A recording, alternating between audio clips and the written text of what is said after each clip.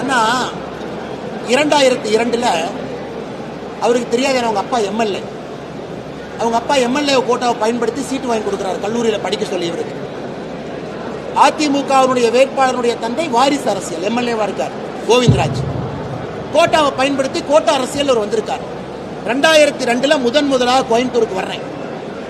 Pant போட்டுக்கிட்டு எங்க அப்பா வேட்டி கட்டிக்கிட்டு கிராமத்திலிருந்து 2 தகர டப்பா எடுத்துக்கிட்டு 3 பேருந்து மாறி 2002 கோயம்புத்தூருக்குள்ள வர்றேன். எத்தனை நாளைக்கு முன்னாடினா 22 ஆண்டுகளுக்கு முன்பு.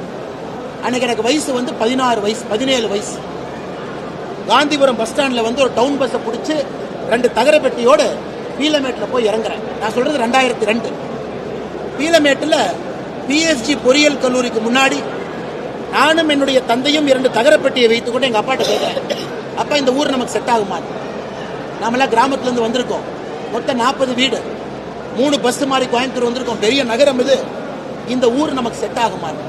ஏன்னா பிஎஸ்ஜி பொறியியல் கல்லூரியில் படிப்பதற்கு வாய்ப்பு கிடைச்சது.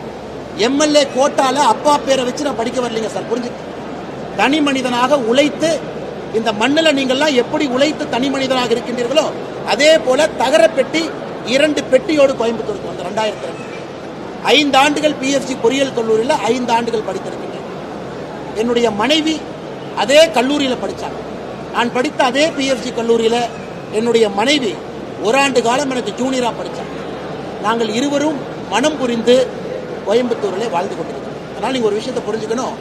கோட்டா சிஸ்டத்தில் இந்த அண்ணாமலை வரல, கோட்டா சிஸ்டத்தில் வானதி வரல, வானதி அக்கா வரல, மன்னிச்சுக்கோங்க. கோட்டா சிஸ்டத்தில் மோடி அவர்கள் வரல, கோட்டா சிஸ்டத்தில் இங்கே யாரும் வரல. கோயம்புத்தூர் மண்ணினுடைய தன்மையாக இங்கே நின்று கொண்டிருக்கிறோம். அதனால் என் மீது கோபம் வருவது இயற்கை தான். என்னை பற்றி பாருங்க, இத்தனை காலமா தமிழக அரசியல்ல திமுகவும் அதிமுகவும் சண்டை போட்டுக்குவாங்க. காலையிலிருந்து நைட்டு வரைக்கும் எதற்கு கோயம்புத்தூர்ல 2 வேட்பாளர்களும் அண்ணாமலை புராணம் பாடிட்டு இருக்காங்க, பாரதிய ஜனதா கட்சி புராணம் பாடுறாங்க, மோடி ஐயா புராணம் பாடுறாங்க, தேசிய ஜனநாயக கூட்டணி பாடுறாங்க. 2002 22 ஆண்டுகளுக்கு முன்பு கோயம்புத்தூருக்கு எப்படி 2 தகரப்பெட்டியை கொண்டு வந்தேனோ இன்னைக்கும் அதே மனநிலைமையில் இருக்கு. இன்னைக்கு இதே கோயம்புத்தூருக்கு நம்முடைய கட்சியின் சார்பாக, தேசிய ஜனநாயக கூட்டணி சார்பாக எனக்கு எல்லா அடையாளத்தையும் கொடுத்த கோயம்புத்தூருக்கு சேவை செய்வதற்கு ஒரு வாய்ப்பு கிடைச்சது. அண்ணாமலை என்கின்ற மனிதனுக்கு அடையாளம் கொடுத்தது கோவை. கிராமத்து மனிதனாக வந்து ஒரு பொறியாளனாக மாற்றியது கோவை. எனக்கு மனைவி கிடைத்தது கோவை, சொந்தங்கள் கிடைத்தது கோவை, வாழ்வது கோவை. அதனால ஏதோ ஒரு அப்பா வச்சு கோட்டா சிஸ்டத்தில் வரல சார். சுயமாக ஒன்றொன்றும் கடினமாக சண்டை போட்டு ஒரு படியாக ஏறி வந்திருக்கின்றேன். கஷ்டம் என்பதை முழுமையாக உணர்ந்தவர். அதனால இந்த சின்ன பசங்க விளையாட்டுக்கெல்லாம் நான் வரல சார்.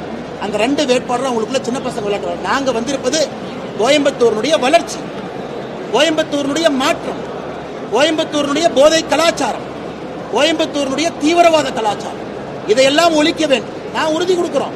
அவங்க என்ன உறுதி கொடுக்குறாங்க? நாங்க வந்தோம்னா நார்காட்டிக்ஸ் கண்ட்ரோல் பியூரோ ஆபீஸை கோயம்புத்தூர் கொண்டு வரும். எப்படி இங்க போதைப் பொருள் வரும்? ஏற்கனவே அறிவித்திருக்கின்றோம், என்ஐஏ அலுவலகம் கோயம்புத்தூர் கொண்டு வரும். எப்படி தீவிரவாதம் உள்ள வரும்? இது மோடி கேரண்டி. நாங்க செய்ய போறோம், மக்கள் பார்க்க போறாங்க. நாங்கள் வந்தால் வளர்ச்சியை கொண்டு வர போறோம். நாங்கள் வந்தால் மெட்ரோ ரயில கொண்டு வர போறோம். நாங்கள் வந்தால் கோயம்புத்தூருடைய பரிமாண வளர்ச்சியை வேகப்படுத்த போகிறோம். இது எங்கள் வாக்குறுதி. அவங்கள்ட்ட சொல்லுங்க, அவங்களால என்ன செய்ய முடியும்?